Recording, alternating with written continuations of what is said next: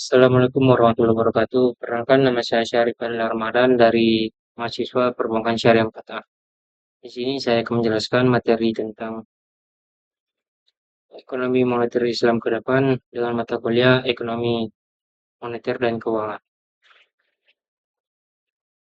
Ekonomi moneter merupakan suatu cabang ilmu ekonomi yang membahas tentang peranan yang dalamnya mempengaruhi tingkat harga dan tingkat ekonomi dalam suatu negara.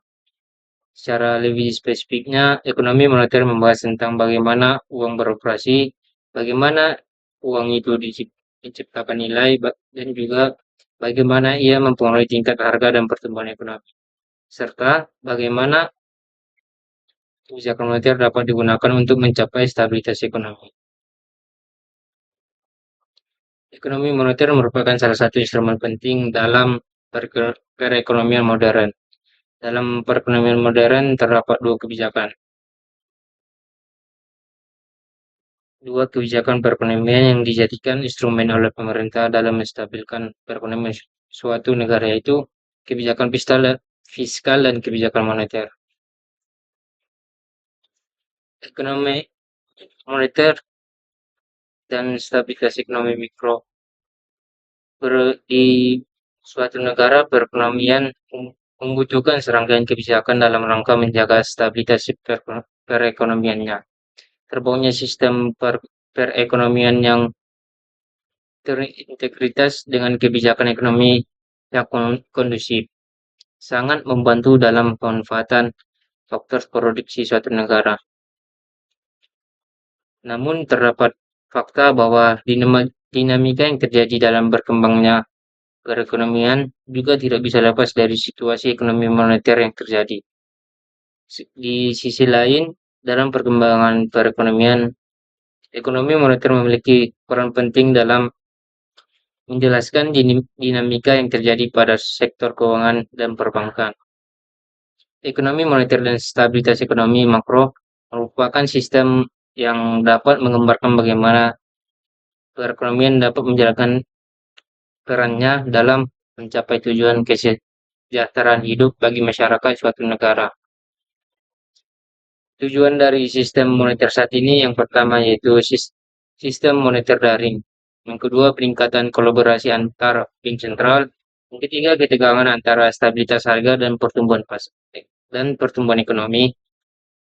Yang keempat, peningkatan pengawasan dan regulasi, dan yang terakhir yaitu inovasi teknologi keuangan. Peluang penggunaan uang emas sebagai mata uang global. Yang kita ketahui bersama, emas telah lama digunakan sebagai alat tukar sejak zaman dahulu, khususnya dalam bentuk dinar dan dirham yang beredar di wilayah Arab, Romawi, dan Persia. Dalam sejarah Islam, dinar dan dirham memiliki standar nilai yang stabil dan telah digunakan sebagai alat pembayaran yang sah. Meskipun di zaman sekarang uang kertas lebih dominan, emas dan perak tetap dianggap memiliki nilai listrik yang tinggi. Di Indonesia sendiri, dinar dan dirham kini kembali diproduksi oleh PT Aneka Tambang Tbk dengan standar internasional. Peluang penggunaan emas tetap terbuka, khususnya dalam sistem ekonomi Islam, meski masih terbatas dalam praktik global.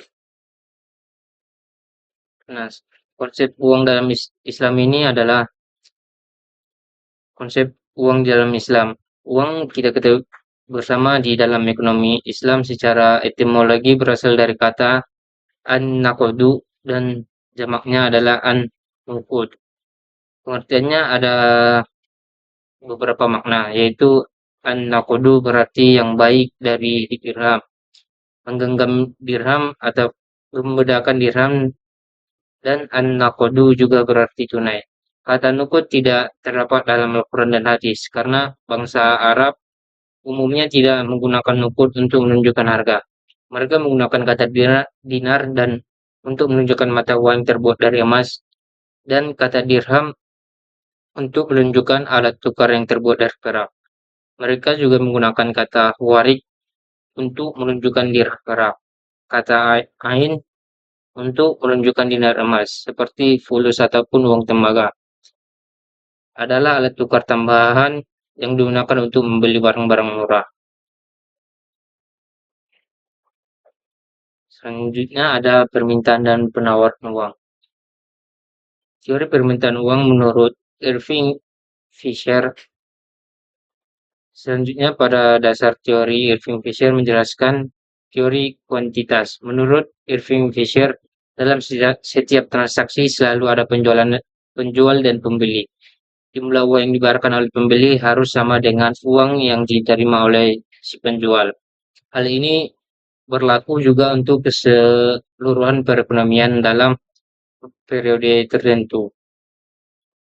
Nilai dari barang-barang atau jasa yang dibeli harus sama dengan nilai dari barang yang dijual. Selanjutnya ada teori penawaran uang. Penawaran uang adalah jumlah uang yang tersedia dalam suatu perekonomian, yaitu kebijakan yang bertujuan untuk mengatur penawaran uang ataupun mengatur jumlah uang yang beredar. Jadi, penawaran uang merupakan tugas pemerintah melalui bank sentral ataupun di Indonesia dikenal Bank Indonesia. Peran uang di dalam sistem moneter Islam ini memiliki peran yang sangat penting dalam kegiatan ekonomi. Uang adalah dasar dari keberadaan materi dan salah satu karunia dari Allah Subhanahu wa taala. Uang adalah bentuk perdagangan yang sah di suatu wilayah atau negara dan digunakan untuk meningkatkan efisiensi dan fleksibilitas transaksi yang melibatkan pembayaran barang atau jasa. Selanjutnya, pandangan Islam terhadap uang. Pada dasarnya, Islam memandang uang hanya sebagai alat tukar, bukan sebagai barang dagang ataupun komoditas.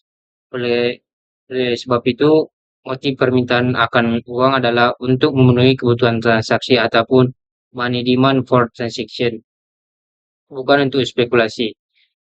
Islam juga sangat menganjurkan penggunaan uang dalam pertukaran, karena Rasulullah telah menyadari kelemahan dari salah satu bentuk pertukaran di zaman dahulu yaitu barter ataupun bai'al muqayyadah, di mana barang saling dipertukarkan.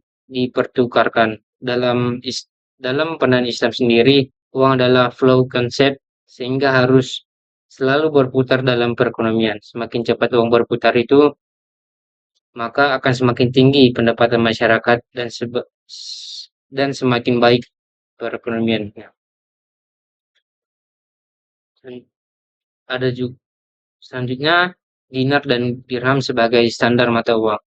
Pada zaman Rasulullah Shallallahu Alaihi Wasallam sendiri dikenal dua jenis mata uang yaitu dinar dan dirham.